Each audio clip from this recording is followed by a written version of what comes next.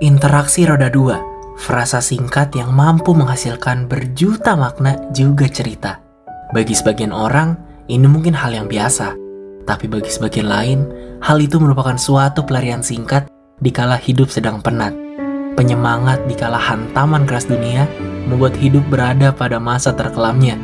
Hembusan angin dikala berkendara, menyusuri perjalanan yang seakan tiada habisnya. Berkendara dalam perjalanan hingga ujung yang entah berada di mana. Interaksi roda 2 seakan membantu penikmatnya kembali menemukan arti dari kehidupan, serta keindahan yang ditawarkannya. Jadi, jika ada pertanyaan, apa sih yang dicari? Suka banget motoran? Ini jawabannya.